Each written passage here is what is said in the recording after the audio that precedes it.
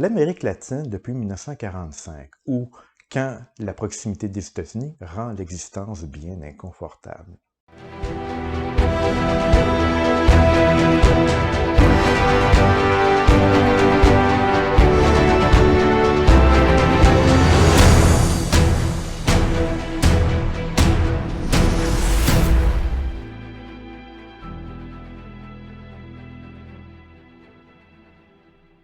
Bonjour chers amateurs d'histoire. Au début de cette série de capsules, j'avais eu l'occasion de parler de la question de l'Amérique latine au moment où est-ce qu'elle va se libérer de l'emprise des puissances coloniales, notamment l'Espagne et le Portugal. Et on avait eu l'occasion de voir à quel point ces révolutions qui se couronnent de succès dans un premier temps vont laisser place à des lendemains amers pour bien des pays. Alors, tout ça va donner lieu à des situations difficiles au niveau économique, au niveau social, au niveau politique en Amérique latine. Bon, premièrement, rappelons-nous qu'est-ce que c'est l'Amérique latine. L'Amérique latine se compose des États d'Amérique centrale et d'Amérique du Sud de langue latine, l'espagnol et le portugais premièrement, mais aussi le français. Et cette Amérique latine est fortement marquée par la religion catholique. Or, dès le 19e siècle, donc dans la foulée des différentes révolutions qu'on a vues auparavant, les pays d'Amérique latine connaissent des alternances de gouvernements démocratiques et de dictatures, avec une valorisation toujours présente des chefs militaires, des chefs révolutionnaires et des leaders forts.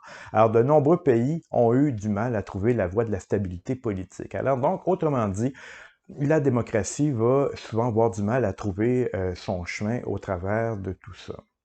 Et évidemment, ce contexte d'instabilité en Amérique latine va faciliter le contrôle politique et l'expansionnisme économique des États-Unis.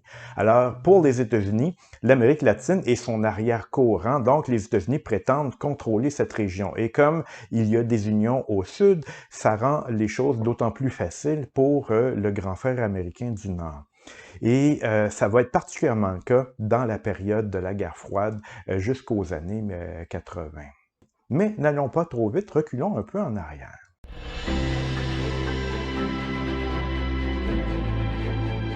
Alors, au lendemain de la Seconde Guerre mondiale, en Amérique latine, l'héritage colonial qui vient du 19e siècle et la doctrine Monroe vont conférer un statut particulier à cette Amérique latine. Rappelons-nous qu'est-ce que c'est que la doctrine Monroe. Alors, c'est une doctrine qui a été énoncée par un président américain en 1823, ça date déjà un peu.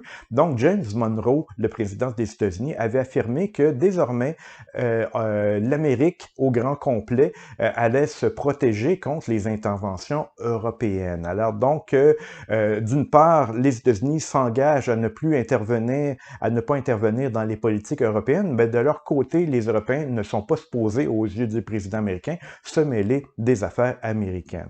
Alors évidemment, tout ça dans un contexte où est-ce que les États-Unis avant s'étaient libérés de l'emprise européenne avec la Révolution américaine, mais ça va un peu plus loin aussi. C'est que, dans le fond, les Américains considèrent que l'Amérique latine fait partie de leur zone d'influence et les Européens n'y ont pas d'affaires là. Alors donc, c'est la doctrine Monroe qui est la plus influente donc, dans la deuxième moitié du 19e siècle et au cours de la première moitié du 20e siècle. Or, au travers de cette doctrine Monroe et au travers de cette influence américaine, il faut aussi se rappeler que la colonisation qui a précédé tout ça, donc de l'époque espagnole et portugaise, cette colonisation avait habitué les populations à une organisation sociale paternaliste, très hiérarchisée et très inégalitaire. Alors rappelons-nous que pendant des siècles, c'était les puissances européennes qui régnaient en maître sur ces régions-là. Et c'était des gens directement d'origine espagnole notamment et portugaise qui contrôlaient le pays. Et on l'avait déjà souligné dans une capsule précédente. Donc, tout ça va créer en Amérique latine une culture politique marquée par l'autoritarisme. On a l'habitude de se faire diriger par des gens très autoritaires. Et il va exister deux autres conséquences importantes aussi de cette époque coloniale. C'est qu'on va assister à bien des occasions à l'émergence de héros nationaux ou des héros panaméricains. Un bel exemple, c'est Simon Bolivar, par exemple, qui a lutté pour l'indépendance de son pays et qui avait tenté d'unifier le continent. Et donc, on a tendance, chez les Sud-Américains, à avoir une culture du chef providentiel, donc qui est amené par la providence, et ça explique une certaine tendance au présidentialisme, donc où est-ce qu'on laisse une place prépondérante à un président dans l'État, un président qui devient souvent président à vie. Les exemples sont nombreux, hein? Donc on pourrait mentionner Fidel Castro, par exemple, ou le général Pinochet, etc., etc. Alors, les personnages forts ont la faveur des populations sud-américaines à bien des occasions. Mais il y a aussi la question de la doctrine Monroe dont je parlais tout à l'heure. Alors donc, selon cette doctrine Monroe, aux Européens, le vieux continent et aux Américains, le nouveau monde. Alors donc, cette doctrine va être complétée par le président Theodore Roosevelt en 1904. Alors il va affirmer que les États-Unis peuvent être amenés à exercer un pouvoir de police internationale. Donc, à partir de Roosevelt, les États-Unis revendiquent de plus en plus cette capacité de policer le monde américain. Ainsi donc, les États-Unis revendiquent l'indépendance de l'Amérique latine vis-à-vis de l'Europe. Une indépendance toute relative, évidemment, parce que les États-Unis entendent jouer un rôle de police dans cette région, comme on l'a vu. Alors cet interventionnisme de la part des États-Unis va être la base de la politique des États-Unis en Amérique latine, non seulement avant la Seconde Guerre mondiale, mais encore plus après la Seconde Guerre mondiale, durant la période de la guerre froide. Alors, rappelons-nous que la guerre froide, c'est une opposition entre deux mondes, deux idéologies, le capitalisme des Américains et le communisme de l'Union soviétique. Alors donc, on avait vu précédemment à quel point tout opposait ces deux idéologies-là. Alors, la guerre froide, du point de vue des Américains, c'est la lutte contre l'expansion du communisme. Et on va évidemment s'inquiéter de cette expansion du communisme en Amérique latine. Rappelons-nous que le communisme est souvent tentant pour les populations pauvres, les populations qui vivent des moments difficiles. Alors, on est tenté parfois de suivre la voie du communisme pour reconstruire le pays avec une économie planifiée. Alors, évidemment, pour les États-Unis, où est-ce qu'on prône la liberté des marchés, le fait qu'on soit tenté par l'option communisme en Amérique latine est absolument inacceptable. Alors donc, avec la constitution des deux blocs lors de la guerre froide, les États-Unis décident de s'assurer l'appui de l'Amérique latine au grand complet pour éviter l'expansion du communisme sur le continent américain. Alors donc, les États-Unis cherchent à renforcer leurs alliances dès 1947 lors de la conférence interaméricaine pour le maintien de la paix et la sécurité collective. Tout ça va aboutir à la signature du fameux pacte de Rio par l'ensemble des pays américains. Il y a seulement le Canada, l'Équateur et le Nicaragua qui ne le signeront pas. Alors, qu'est-ce que ce pacte amène, le pacte de Rio? Il assure aux pays signataires une assistance réciproque en cas de danger, en cas de péril pour la paix de l'Amérique. Un genre de pacte de l'OTAN pour le Sud, mais un pacte des pauvres, évidemment, parce que le soutien ne sera pas le même pour les populations d'Amérique latine. On se rappelle à quel point les États-Unis avaient été intervenus beaucoup en Europe au lendemain de la Seconde Guerre mondiale avec le plan Marshall qui fournissait beaucoup de subsides aux pays pour leur permettre de se reconstruire, les pays d'Europe. Alors, évidemment, cette aide va être beaucoup plus modeste pour ce qui est de l'Amérique latine. On a moins besoin que l'Amérique latine, donc, et on la contrôle davantage, donc cette aide va être un peu plus bon marché. Alors donc, ce pacte de Rio va faciliter, dans les faits, la domination des États-Unis sur leur continent pendant la guerre froide, du fait de leur puissance manifeste par rapport aux pays de l'Amérique latine. C'est parce que, évidemment, personne ne fait le poids des États-Unis, personne n'est capable de s'opposer à eux. Il n'y a aucune puissance, même le Canada, qui est capable de lutter à armes égales contre les États-Unis. Alors, suite au pacte de Rio, la politique intérieure de l'Amérique latine, des différents pays d'Amérique latine, va avoir tendance à éliminer les régimes politiques trop proches du communisme. Tout ça sous la pression des États-Unis, évidemment. Alors, les États-Unis interviennent beaucoup dans la politique interne des États, particulièrement lorsque l'ombre du communisme pointe son nez. Donc, afin de garantir le succès de leur politique de lutte contre l'implantation du communisme sur le continent américain, les États-Unis vont prendre l'habitude d'intervenir dans la politique intérieure des États d'Amérique latine. Ils vont même parfois intervenir militairement.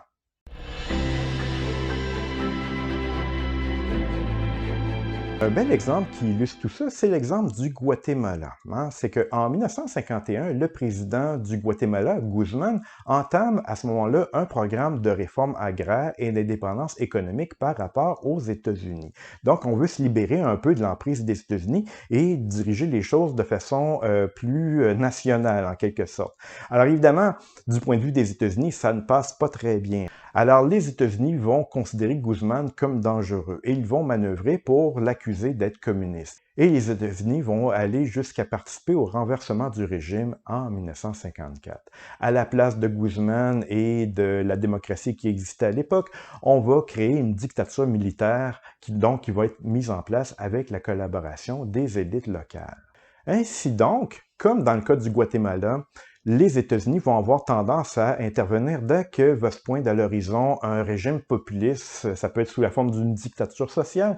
Donc, dès qu'il y a un régime dans un pays d'Amérique latine qui base sa politique sur les nationalisations des entreprises ou la redistribution des richesses, bien, à chaque fois, les États-Unis vont intervenir, souvent aidés par les élites conservatrices locales, et donc tout ça pour renverser le régime et amener à la place un régime parfois dictatorial, mais qui est plus favorable à la politique des États-Unis.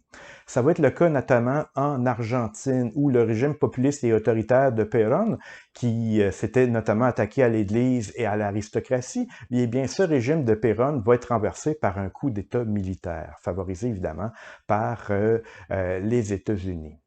Et cette politique des États-Unis va encore s'amplifier après la fameuse révolution cubaine.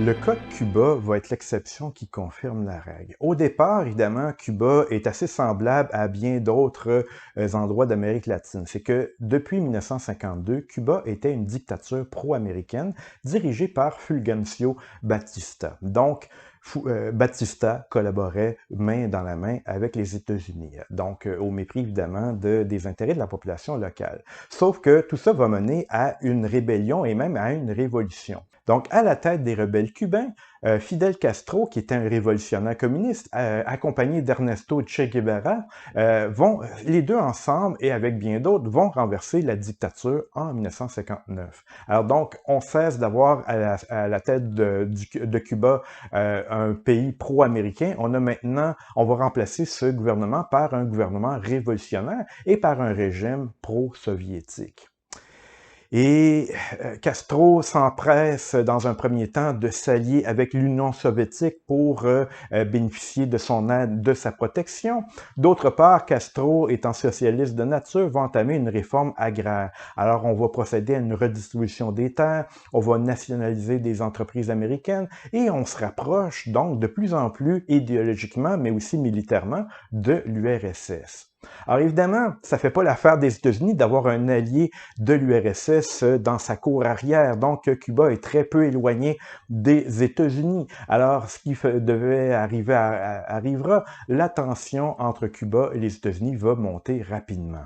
Et les États-Unis vont rompre leurs relations diplomatiques avec Cuba dès 1961. Mais comme les États-Unis désirent maintenir leur influence non seulement sur l'Amérique latine, mais sur Cuba qui est tout près d'eux, ils vont tout faire pour renverser le régime. On va d'abord commencer par un embargo dès 1962 et qui est toujours en place en 2021, un embargo qui va faire beaucoup de mal à l'économie cubaine. Alors imaginez que la plus forte économie au monde, qui est votre voisin immédiat, fait tout pour nuire à votre économie. Donc, ça va rendre la vie très difficile aux Cubains et c'est encore le cas, comme je l'ai dit, de nos jours. Les États-Unis vont même tenter un débarquement à Cuba pour renverser le régime. Alors, c'est un débarquement qui va être organisé par le CIA, mais mal organisé. C'est le fameux débarquement raté de la baie des Cochons. Et par la suite, il y aura aussi la crise des missiles en octobre 1962, qu'on aura l'occasion de voir sur notre prochain chapitre sur la guerre froide. Alors bref, autrement dit, à travers tous ces événements-là, à travers l'embargo, cette tentative de débarquement et cette crise des missiles, Cuba va devenir avec le temps le symbole de la lutte anti-impérialiste pour les populations opprimées d'Amérique latine et les élites occidentales.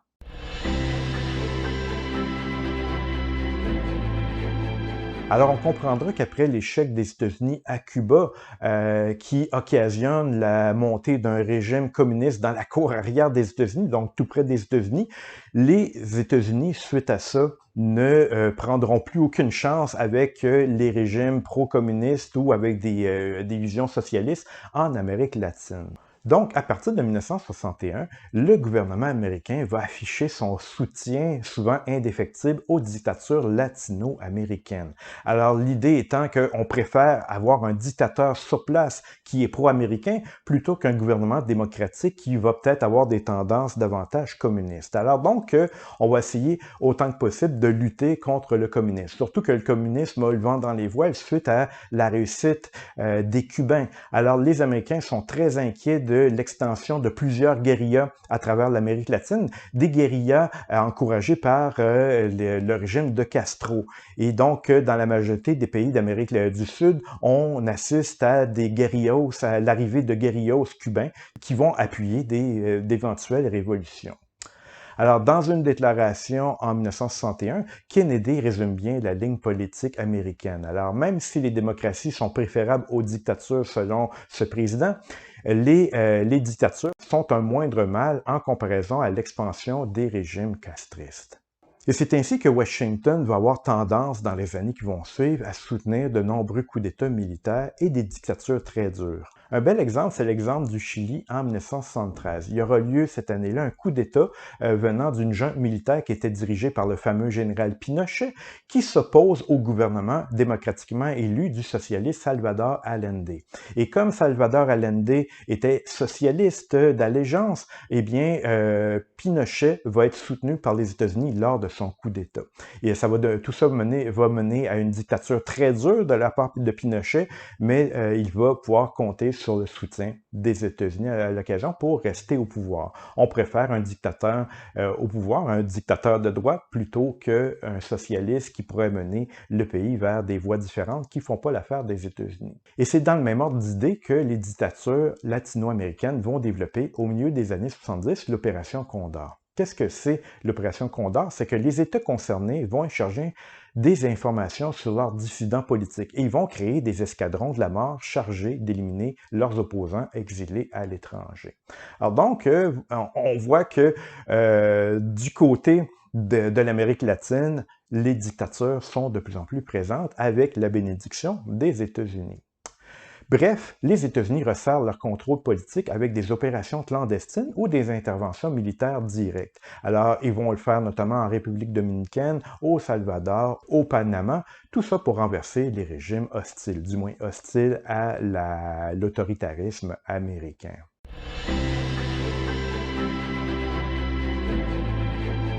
Ainsi, comme on peut le voir, l'histoire de l'Amérique latine n'est pas un long fleuve tranquille. Elle a d'abord dû vivre une période difficile qui était la période coloniale, où est-ce qu'elle s'est fait exploiter par les puissances européennes.